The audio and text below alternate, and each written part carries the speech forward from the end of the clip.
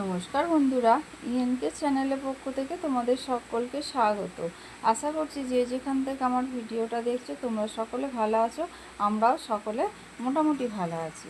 আর বন্ধুরা, বড়দের প্রণাম, ছোটদের ভালোবাসা নিয়ে আমি ব্লগটা স্টার্ট করলাম। আর তোমরা ভিডিওটা প্রথম থেকে শেষ পর্যন্ত দেখো। দেখলে আশা করছি তোমাদের ভালো লাগবে। ভালো লাগলে লাইক, কমেন্ট আর প্রচুর প্রচুর বন্ধুদের কাছে শেয়ার করে দিও।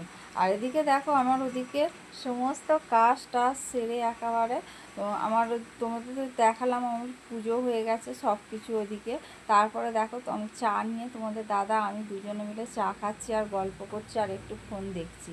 তা বন্ধুরা, আমি এখন রান্নাঘরে যাব। তাহলে চলো বন্ধুরা। বন্ধুরা, আমি অনেকক্ষণ পর আমি তোমাদের কাছে আসলাম। আর অনেকক্ষণ পর বলতে কি, আমার স্নান পুজো সমস্ত হয়ে গেছে। আর তোমাদের দাদা চা খেয়ে কাজেও বেরিয়ে গেছে। এখন বাজে কটা জানো? 8:30। এই যে কারেন্ট চলে গেল, কারেন্ট চলে যেতে আমি এই যে ঝেড়ে মেরে উঠেছি। কারণ এবার যাই রান্নাঘরে, একটুখানি রান্না করি, দেখি কি মাছ এনেছে তোমাদের দাদা। মাছের বললো 2 রকম মাছ আছে, এবার কি জানি না কি মাছ বলতেও পারবো না। তা চলো আমি রান্নাঘরে যাই, আগে ভাতটা বসাই। ভাতটা বসিয়ে দিয়ে তারপরে আমি করব, মানে মায়ের জন্য করব কিছু করে। কালকে না ওই যে মটর ডাল আর ছোলার ডালের একটুখানি ব্যাটার পড়ে আছে, ভাবছি ওই আলু দিয়ে ওটা রসা বানাবো। তাহলে রসা বানালে আমাদের মায়ের হয়ে যাবে, আর আমাদের মাছ করব। তাহলে চলো।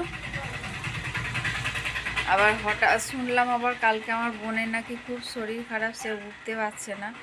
দেখি একবার ভাবলাম যাব।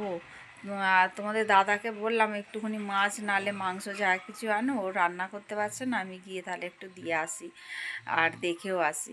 তোমাদের দাদাকে বলেছি, ও শুনতে ভুল করেছে, আমাকে বলে আমাকে বলোনি তুমি।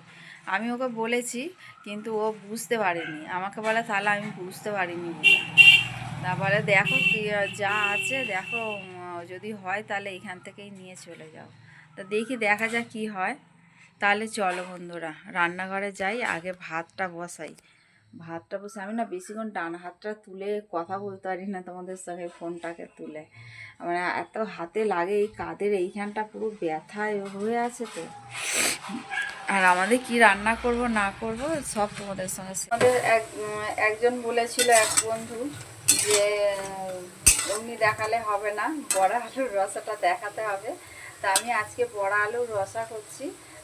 কালকে তোমরা তো দেখেইছো যে মটর ডাল আর ছোলার ডাল আমি ভিজিয়ে তা মিক্সিতে পেস্ট করেছিলাম। তা আমার কিছুটা রয়ে গেছিলো, ওর মধ্যে খালি অল্প একটু বেসন দিয়ে আমি সেটাকে বড়া ভেজে নিচ্ছি। যেমন নুন, লবণ, হলুদ আর একটুখানি সামান্য লঙ্কা গুঁড়ো দিয়ে আমি ওইটাকে একটুখানি বড়ার মতো, এই যে বড়া আকারে ভেজে নিয়েছি, তাও দেখাচ্ছি তোমাদের। আমি ভেজে নিচ্ছি বড়াগুলো, তারপরে আমি রসা বানাবো, তোমাদের দেখাবো, আজকে শেয়ার করবো। তাহলে চলো।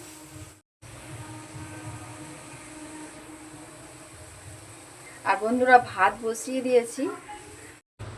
এই যে ভাত বসিয়ে দিয়েছি, আর এই আগের দিনে ব্যাটার ছিল, তার একটু বেসন দিয়েছি, দিয়ে এগুলো ভেজে নিলাম। দেখো বন্ধুরা, বেশ ভালোই হয়েছিল খেতে। তোমরা তো দেখেই নিলে যে আমি বড়াগুলো ভাজছি। এতে জিরে, তেজপাতা আর শুকনো লঙ্কা ফোড়ন দেবো। তোমরা দেখতে থাকো।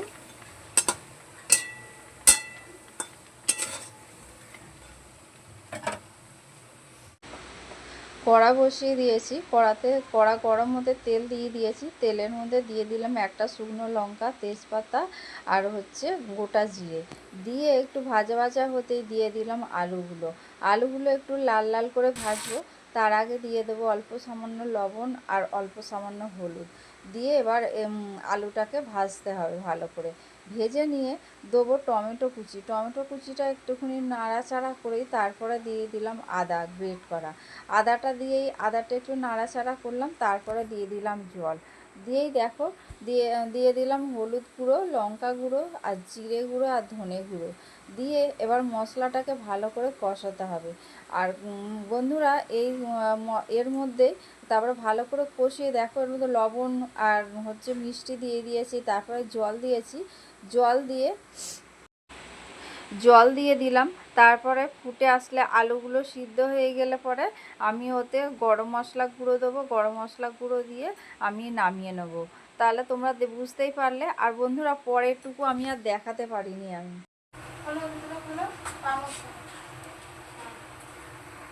বন্ধুরা আমার রান্না কমপ্লিট। কি কি রান্না করেছি তোমাদের দেখাবো। তো তার আগে এইখানে কি রান্না করলাম সেটা দেখাই, দাঁড়াও। এতক্ষণ ধরে রান্নার ভিডিও করছিলাম, ওই জন্য তোমাদের কাছে আসতে পারিনি। তা আজকে দুটো রান্না আমি শেয়ার করব। দুটো রান্না মানে শেয়ার করব বলতে কি, আমি শর্টসে আমি দেবো রান্না, তোমরা দেখে নিও গিয়ে।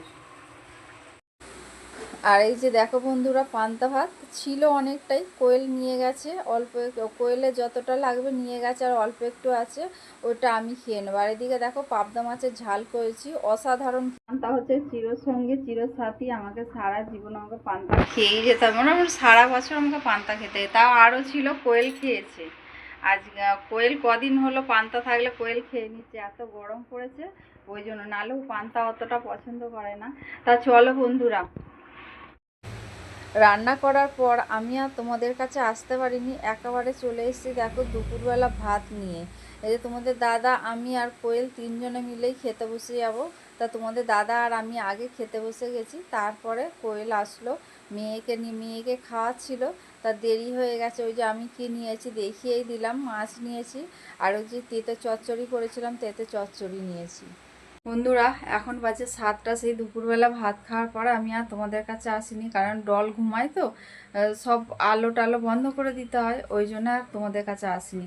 আমার এমনি সন্ধে দেওয়া হয়ে গেছে, সন্ধে পুজো গপুকে সেবাও দেওয়া হয়ে গেছে। ওদিকে মোটামুটি আমার হয়ে গেছে, আটা মেখেও রেখে দিয়েছে, এখনও চা খাওয়া হয়নি।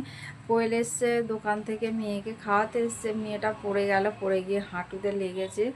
এখন ওই জন্য পায়ের মধ্যে বরফ, আইস ব্যাগগুলো হয় না, ওই আমার ফ্রিজে থাকে সব সময়, তা ওই নিয়ে বরফ দিচ্ছে পায়ের মধ্যে। তা ও খাইয়ে তারপরে আসুক, আমি ততক্ষণ দোকানে গিয়ে বসি।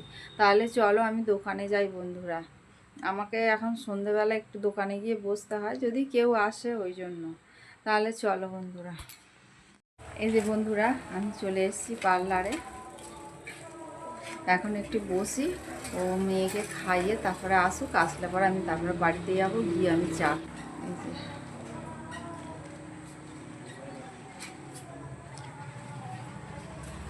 এটা হলো লক্ষ্মী গণেশ ঠাকুর।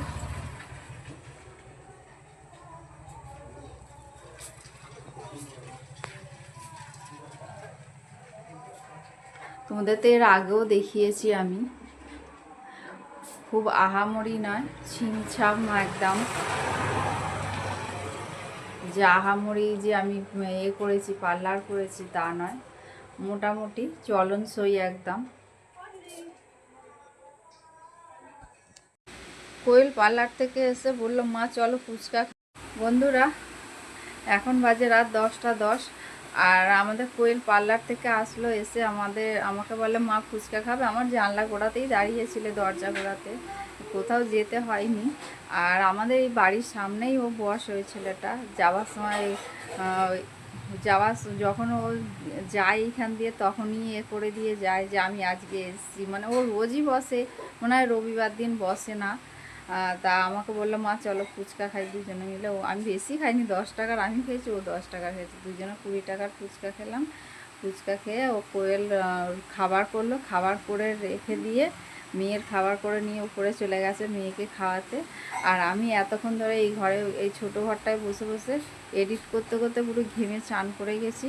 আবার ওই ঘরে গেলাম, মাছের ঝালটা একটুখানি জাল দিচ্ছি, কারণ মাছের ঝাল থাকবে। আমি যে বলেছিলাম না তোমাদের বোনের বাড়ি যাব, বোনের বাড়ি যেতে পারিনি, আমার নিজেরই কোমরের যন্ত্রণা এত হচ্ছে আর হাঁটুর যন্ত্রণা হচ্ছে, আমি আর যেতে পারিনি। তা বোনের বরকে ডেকেছিলাম যে আসো, এসে নিয়ে যাও, আমি রান্না করেছি। বলে ও আমি এখনও মিল থেকে বেরোতে পারিনি, আমি এখন আমি যেতে পারবো না।